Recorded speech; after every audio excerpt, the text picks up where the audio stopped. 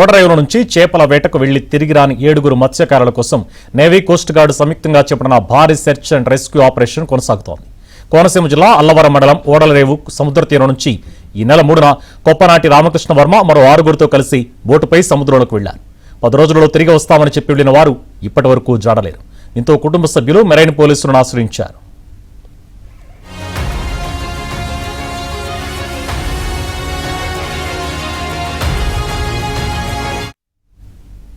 రామకృష్ణ వర్మ సోదరుడు భవానీ శంకర్ ఫిర్యాదుతో coastal security విభాగం రంగంలోకి దిగింది.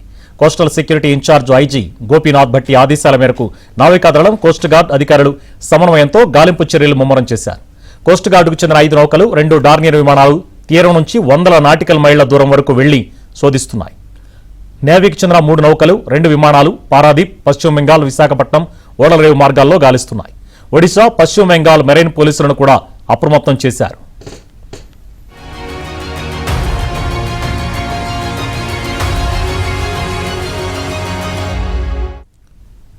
సముద్రంలో గల్లంతైన మత్స్యకారుల ఆచూకీ కనుగొనేందుకు గాలింపు చర్యలు మరింత ముమ్మరం చేయాలని సీఎం చంద్రబాబు ఆదేశించారు.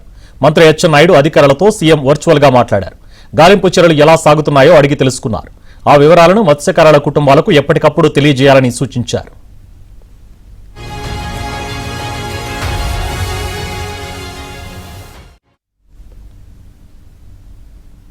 మరింత సమాచారం మా ప్రతినిధి అప్పారావు అందిస్తారు. కోనసీమ జిల్లాలో 7 మత్స్యకారులు గల్లంత వ్యవహారంపై రాష్ట్ర ప్రభుత్వం అప్రమత్తమైంది. ఎప్పటికప్పుడు కోనసీమ జిల్లా కలెక్టర్ మహేష్ కుమార్తో ఎప్పటికప్పుడు మాట్లాడుతూ మత్స్యకారులను సురక్షితంగా తీసుకురావాలని ఇప్పటికే ఆదేశించింది.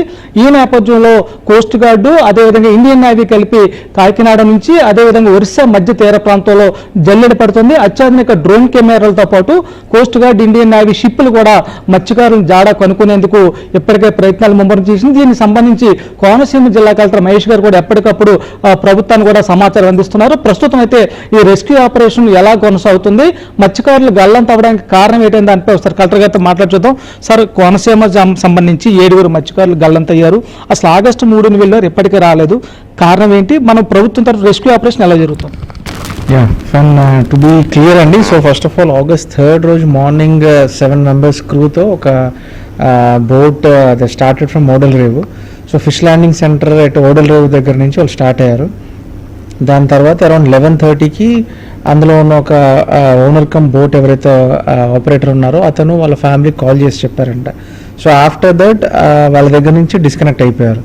సో వాళ్ళ దగ్గర మా దగ్గర ఉన్న ఇన్ఫర్మేషన్ ప్రకారం వాళ్ళ ఫ్యామిలీస్తో మాట్లాడితే సో ఆల్మోస్ట్ ఆల్ ఈ బోట్లో అరౌండ్ 14 డేస్కి సరిపడా 2 వీక్స్కి సరిపడా డీజిల్ ఒక 1000 లీటర్స్, రేషన్ ఒక 15 to 20 డేస్ సరిపడా ration, around 4000 litres of drinking water and around ice cubes కూడా కొన్ని జనరల్గా ఏవైతే పెడతారో దానికి తీసుకుని వెళ్ళారు.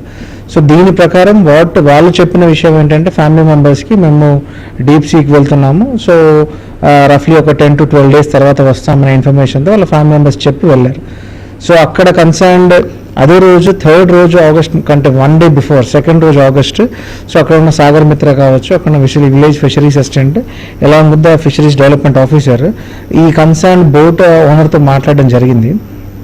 మాట్లాడిన తర్వాత సో ట్రాన్స్పాండర్స్ మనకి జిల్లాలో రఫ్లీ ఒక 1935 బోట్స్ ఉన్నాయి. సో అవి డీప్ సీ ఫిషింగ్కి వెళ్ళే మెరైన్ బోట్స్ 1935 అవి 7 FLCSలో రిజిస్టర్ చేసుకుని ఉన్నారు. మాకు from Bairopalem, from Karavaka, from అంతర్వేదిలో దగ్గర సో ఒక 7 ఫిష్ ల్యాండింగ్ సెంటర్స్లో 1935 బోట్స్కి we got around 500+ transponders. So transponders fix చేయడానికి వెళ్ళినప్పుడు ఈ బోట్ ఓనర్ ఎవరైతే ఉన్నారో హీ సెడ్ మేము రేపు ఫిక్స్ చేసుకుంటామని చెప్పేసి వాళ్ళు ఆపారంట. So that's what we got the information. So వాళ్ళు వెళ్ళి విజిట్ చేసింది అవన్నీ కూడా ఫోటోగ్రాఫ్స్ ఉన్నాయి మన దగ్గర. సో దాన్ని వితౌట్ ఎనీ ఇంటిమేషన్ వాళ్ళు కొంచెం ఎర్లీ మార్నింగ్ బయలుదేరి వెళ్ళిపోయారు. So that's the one of the basic reason. Transponder fix చేసి ఉంటే డెఫినెట్గా వాళ్ళు లొకేట్